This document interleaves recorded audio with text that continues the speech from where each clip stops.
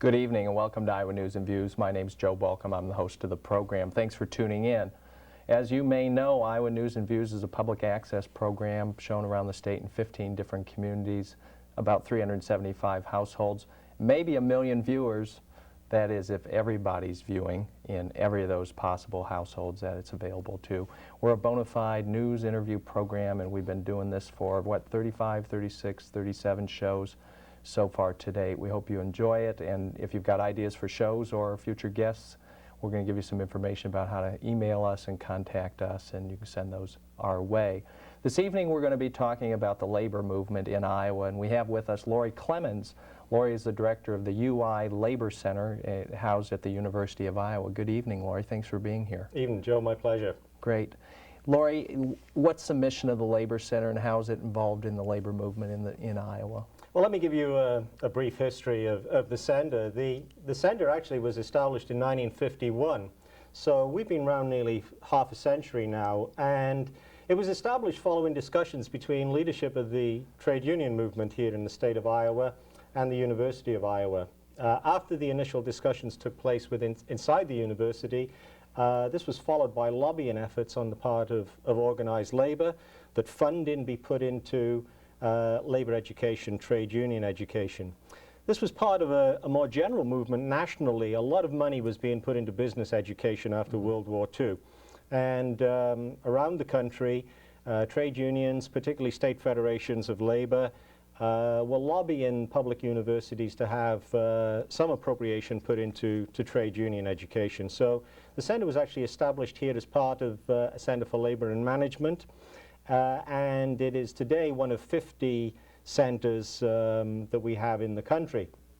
The Center for Labor and Management actually went on for about 25 years, and then in the middle 1970s, the Management Center at the University of Iowa, now located in the College of Business, and the Labor Center was separated, and in the mid-80s, the Labor Center was relocated within the university in the Division of Continuing Education, which is precisely where we are at in terms of what we do. We provide continuing education to union members, union leaders in the state of Iowa. Great. I'm looking at your brochure. There's a lot of similar, interesting kinds of programs. Before we get into that, I'd like to talk a little bit about the health of the labor movement in Iowa and nationally. I know that it's been a bumpy road in recent years. When we talk about why somebody should belong to a labor union, what are the benefits of that? Why are labor unions important today? Well, I think labor unions are important for many reasons. The most obvious reason, I believe, that would normally be cited is in terms of wages and benefits. If you take a look at the union advantage in terms of wages and benefits, you're talking in the region of $150, $160 a week. So we're talking about $4 an hour across the board. And you can break that down for males, females, for African Americans, for Latinos, and in every major category, organized workers receive higher pay and better benefits than unorganized workers. So there's a clear economic advantage that I think we can define. Perhaps, however, more importantly, and when we look at organizing today, one of the key reasons that come up why people are looking to organize today is the need for justice and dignity and respect in the workplace. When surveys are done of workers who have been in the process of being organized, lack of respect, lack of dignity, insecurity in the workplace actually comes out as a higher priority than wages.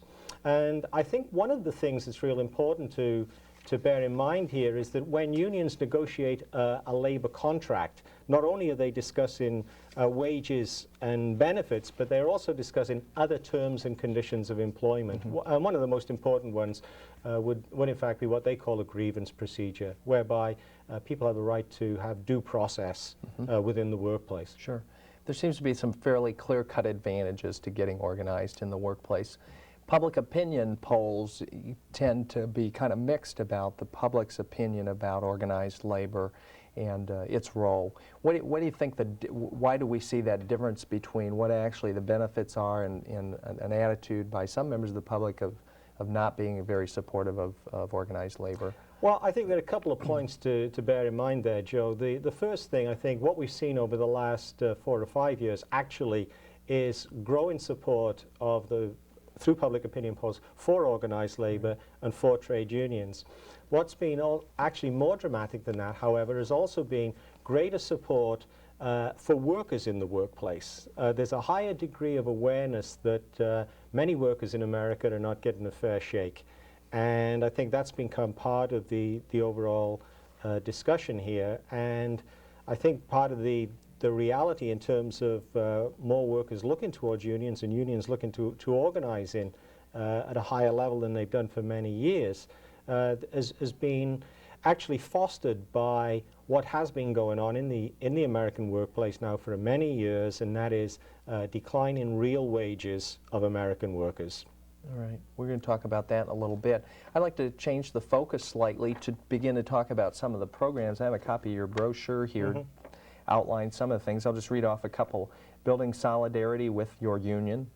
These are topics that the Labor Center can come out and provide some educational programming on: collective bargaining, communication skills for unionists, ergonomics for unionists, paycheck economics, fighting sexual harassment, Family and Medical Leave Act, goes on and on. Very diverse set of topics. Who are your clients in terms of the center, and what kinds of things are popular right now that you're working on in terms of programmatic education? Our primary client base is the men and women of the Iowa trade union movement. We work very, very closely with many different unions within the state of Iowa. The programs that we put on that you've just alluded to, these are the programs we take on the road. That is, the Labor Center is a statewide organization. We provide labor education anywhere from Sioux City to Keokuk within the state of Iowa. We travel to all 4 corners of the state, and the programs that we would put on, for example, collective bargaining you mentioned. Collective bargaining is always an important program. Every year we do a number of programs with local unions who are going into bargaining, who are preparing for bargaining. We do programs, or parts of the program we consider be research on some of the key issues that they would be negotiating. Okay. We look at the economics of bargaining. We would look at different aspects of contract language and how contract language could be developed in terms of negotiations, etc.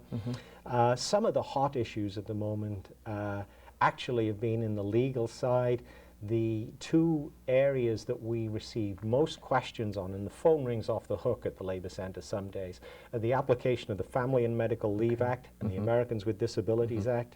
And I think the hot topic for the next year, without any doubt, is going to be the new Iowa drug testing statute.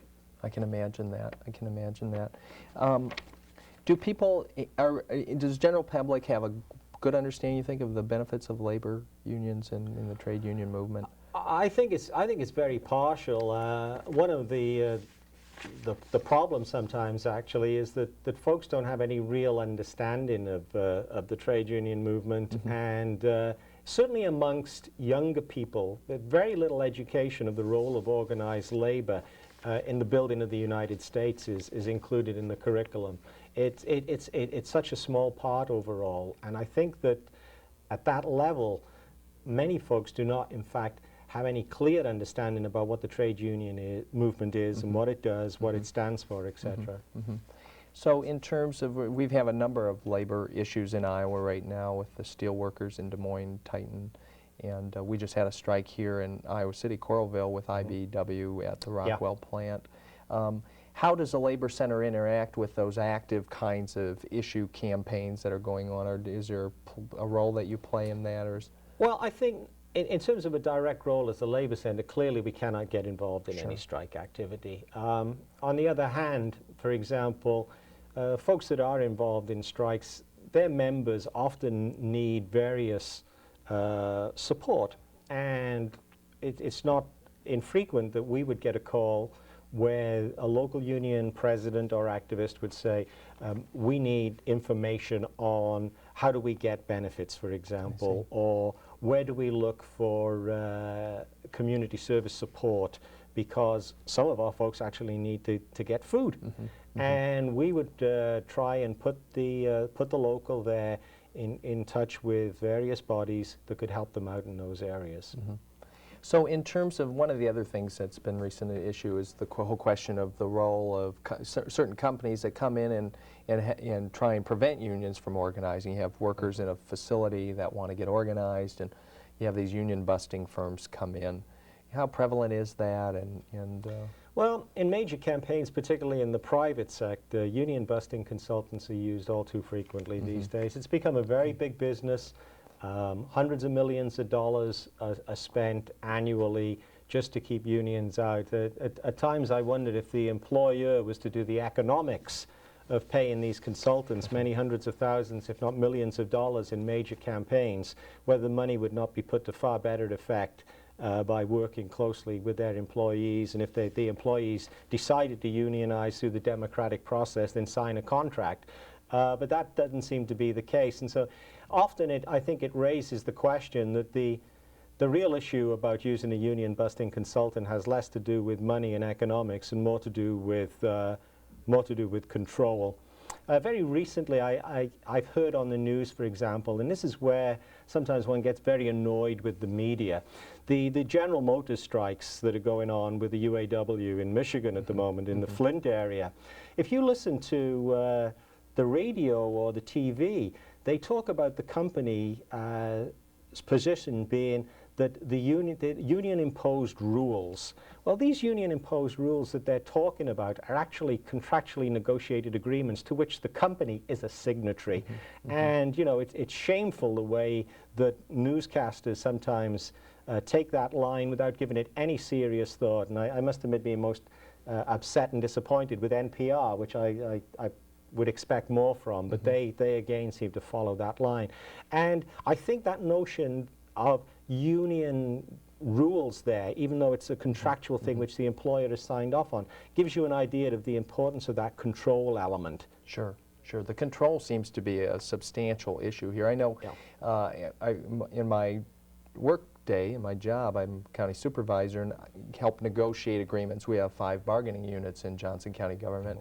And it's a very good way for us as management to understand what the concerns of our workforce are and be able to focus attention on those things. And when we go to contract, we agree. You know, we sign, and our workers, you know, our organized units sign, and it's an agreement that we have to implement that. Things don't get in the contract unless both sides agree to them. Exactly. One of the things I'd also like to mention there is the fact that by having those contractual agreements and obligations and working through an organized structure, actually collective bargaining helps management themselves become more efficient if they use the system properly. And if you take a look at statistics nationally, for example, you'd find that productivity figures in a union establishment tend to be higher than in a non-union establishment, and I think it's because those collective bargaining rules, for example, actually do help and facilitate that type of improvement in productivity. I can see that. You're watching Iowa News and Views. We're at midpoint in the show. We have a web page, and we'd like you to take a look at it sometime. It has a lot of information about what we're up to here, trying to provide a progressive perspective on state and community issues. You learn about our recent interaction with TCI of Central Iowa. And you can also, we'll put up our web page address here and our email address if you've got some ideas for shows or guests or our set design or hairstyles. Send them to us. We want to know what you think. We're visiting about the Labor Center at the University of Iowa. No flipping. Remember that. We're about halfway there, and we've got some more material to cover. We're speaking with Laurie Clements, who's the director of the Labor Center, and talking about his work there at the Labor Center.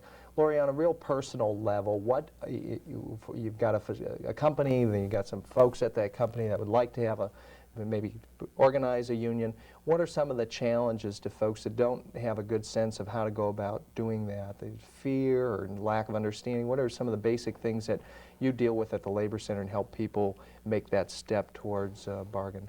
Well, I think one of the key things in terms of any new organizing unit is lack of information. And that lack of information can lead to fear and uncertainty, which is preyed upon very often. Any new unit, one of the key things to do would be to try and bring together a group of folks who really wanted to do something to improve their own terms and conditions of employment. I mean, that essentially is what coming together as a union is all about. They then have to go through various hurdles, and including legal hurdles, but they can certainly be overcome if folks can actually focus in on what are some of the key issues. Very often in any organizing drive, the key to it is the issues that the employer is not addressing. I see. One of the issues that you guys at the Labor Center provide some programming on is paycheck economics. Right? And over the recent years, we've seen this incredible increase in the salaries of CEOs of major corporations, while the workers who are providing all those added, the profit line stayed pretty flat. They haven't experienced the benefits of their labor in some ways and increased productivity. What's involved in the economics of the paycheck? I think the Paycheck Economics Program, or the Common Sense Economics Program, as the AFL-CIO called it, is one of the most exciting developments that we've had in labor education over the last few years. Essentially, what we do is we look at what has been happening in terms of wages, what has been happening in terms of productivity, what has been happening to CEO pay, for example. And what we find is that real wages today for the average worker in the United States is below the 1973 level. There's been a small increase in the recent past as labor markets have become tighter with reduced unemployment, but we are still significantly below levels of 25 years ago.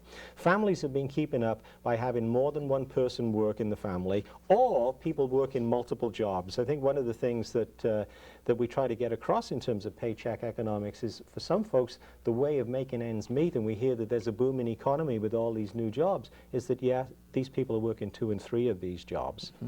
At the same time, what we have is a tremendous increase in CEO remuneration. The figures for 1996 are positively disgusting, that the average CEO earns 285 times what the average worker earns in the United States.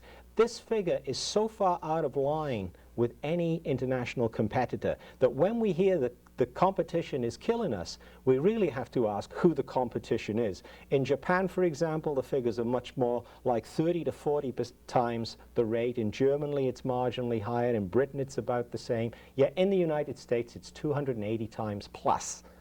And those figures are so way out of line. Mm-hmm. And the cruelest irony of all of this is some of the biggest paychecks and the biggest bonuses come where folks lay off people rather than take on new staff to produce goods and services. That, I think, is outrageous, and it should be morally decried for what it is. It's incredible. It's scandalous. Absolutely. Laurie, in recent years, and in more than recent years, labor organizations have been very involved in politics. Why is that, and what role do labor unions play in the political fabric of our community and state? I think that labor unions have to be involved in politics because politics is forever involved in labor unions. What we've seen over the years, be it through the politicians, through the legislature, and through the courts, the way the laws have been interpreted, it's been a very hostile environment for organized labor. Organized labor has to be in there, it has to be a voice, and it's a voice for 14 million people, or more than 14 million if you include non-affiliates to the AFL-CIO. And I think that is probably the largest voluntary organization in the country. But not only that, the trade union movement speaks not simply for its members, but for workers in America in general. For example, the AFL-CIO and its affiliated unions have been amongst the strongest supporters of raising the minimum wage. Now, you won't find many union members who are actually earning a minimum wage. They earn far more than that, and yet the leading advocates often on that whole campaign has been the trade union movement. But when you see, for example, the recent initiative in California of the proposition on the ballot about using of union funds in terms of political action, what was missing from much of the reporting on that is that organized business actually puts in 11 times the amount of contributions to the political parties as the trade union movement, and yet somehow that is okay. Right. And it was a tremendous effort on the part of the AFL-CIO and the California labor movement in defeating that initiative. They went out there, they educated the people about what the real meaning of this was, and that was to quell the voice of workers in terms of having a say in the way the political debate is structured. That's why labor has to be involved in this process. Sure. So that California referendum basically would have required, I believe, every member of a given union to sign off and say, I agree with giving Fred Smith a $25 or $50 contribution. That money would not be able to be given unless everybody agreed. Yes. Which would be... Well, it was a way of trying to emasculate the trade Exactly. union movement Right. in terms of its political action. Okay. That's exactly what it was. So the reverse of that would be for every stockholder of IBM or corporate contributions to have to sign off on that same Exactly. thing. But we didn't see. We didn't we see haven't that. heard that. We kind of have talk. not. We have not heard that.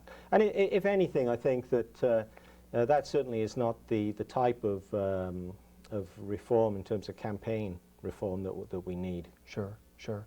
There's been a number of other issues hopping around. One is the use of prison labor to do public work kinds of things. There was a recent story about that, about a county in Iowa using prison labor. How does that impact on workers to essentially be using prison labor? And Well, I think that one of the key questions is should prisoners have some sort of activity and responsibility in terms of a contribution that they could make, etc., to the community? And I don't think folks would argue against that. I think the real problem is where there are jobs out there which would have been paying $8, $9, $10, $11 an hour, which is then being done by prison labor. That is actually taking money out of the community, that is taking away jobs from good, honest-fearing Iowans, and that is hardly a remedy for economic development. I mean, it's a very counterproductive development, and what we should be doing is focusing on keeping good, well-paying jobs within those communities and not taking particularly production-type jobs out of the community behind the walls of a prison. right. Child labor's also been an issue. Senator Harkin was just in the state providing some leadership on that issue. How does that, where does that fall out in these issues? I think that the child labor issue has become a hot issue with the trade union movement in terms of its international perspective. The International Labor Organization shows that about 250 million children are working worldwide, some of them as young as 6 and 7, under horrendous conditions, and they are working for companies that are producing, they're American companies abroad that are bringing those goods straight back into the United States. So you take a look, for example, at your Gap, your Nike, your Reebok, your Tommy Hilfiger, the jeans, Liz Claiborne. A lot of those goods are actually produced in countries such as Indonesia, Vietnam, where the wage levels are pitifully low. A lot of child labor working under absolutely horrendous conditions. The latest figures I saw for Vietnam was the equivalent wage was $1.60 a day. Now that is just no way that any U.S. worker can compete with those sorts of conditions. And it is just, again, it's outrageous. And the trade union movement is involved in this worldwide struggle around child labor at the moment. Children should be at school no matter what country in the world that they're in. And they should not be forced to work under those horrendous conditions, which they are. And I think that leadership within this country needs to take a lead on this. I personally find it very, very difficult to be celebratory of Michael Jordan when he makes millions of dollars through Nike, and those shoes are being produced by children and women who are earning less than $3 and $4 a day. So something needs to be done about that, and it is being done. Communities around the country, universities around the country are starting to take on their own administrations. University of Illinois is putting real pressure on them. Maybe we'll see something in the University of Iowa. Right. Michael Jordan's changed a lot of kids' lives, but He could do a lot of good if he were willing to take a lead on this issue, and a number of issues, actually. He could do a lot of good. He could change the world in other ways In as other well. ways, You bet. absolutely, yeah. Laurie, we're down to the last couple of minutes. I'd like to get in a plug for this Solidarity Rally happening over in Des Moines on June 27th with the Steelworkers Local 164 at Titan Tire. What's going on with that? Basically, they've been involved in a very difficult set of negotiations. They filed unfair labor practice charges against the employer. What they're saying is the employer is not bargaining in good faith. The employer has said, hey, I've made my last best offer, and they're already starting to move plant and equipment down to Brownsville, Texas. They're going to be taking 300 jobs, I believe it is. This rally is a rally of support. We're hoping that Reverend Jackson is going to be in town for it also. The Iowa Federation of Labor, AFL-CIO, is supporting this. And what we hope is that there will be a mass show of support for these folks over in Des Moines. Great. They are fighting for decent jobs, keeping them here in Iowa. Right. Thank you. Laurie, we're going to wrap it up. I appreciate you being here today and your perspective on these issues. Keep up the good work. Thanks much, Joe, for the invitation. You're welcome. The Solidarity Rally happening June 27th, 1998 at 4 p.m. at USWA Local 164 Union Hall in Des Moines. That's Saturday, June 27th, 4 p.m. Check it out. You've been watching Iowa News and Views. I'd like to thank the crew for doing the heavy lifting, our contributors, our local sponsors around the state, and you for tuning in. We'll see you next time. Remember, this is just a TV show, and what's important is what you're doing in your community to make it a better place. Laurie's at it. It's your turn. See you next time.